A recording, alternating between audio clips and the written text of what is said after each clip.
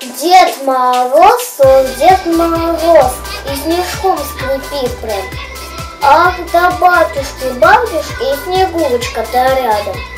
Валенки-то топают. Это, угадайте, кто же это приходит к детям на Новый год, на праздник Дед Мороз?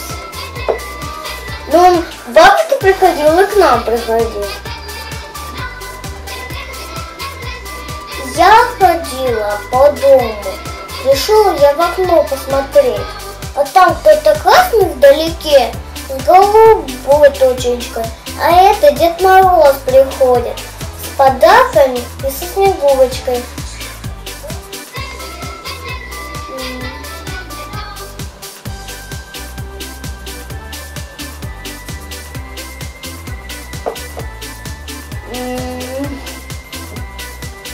На санях кто-то едет, не верится, в красной шубе, в красной шапке.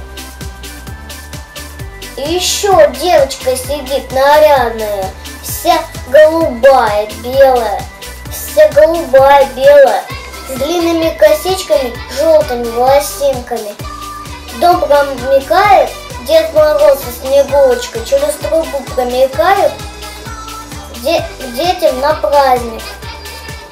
Вот такая. Я ходила, очень буду. Я хотела письмо написать. Листик я взяла вместе с фломастером, написала я письмо, отправила в почту почтальону Деду Морозу. Сейчас хотела написать, как его здоровье, как живет, как на Снегурочку поживает. О! Подарю, что у меня нет. А что же еще подарю? Новую. Давай, что вы хотите? А как мы сделаем? Вот новые сапоги. Ах да, батюшка, забыла я совсем. Надо еще написать, какой я подарок же хочу. Приступаю за работу. Я пишу. Раз, два, три. Раз, два, три.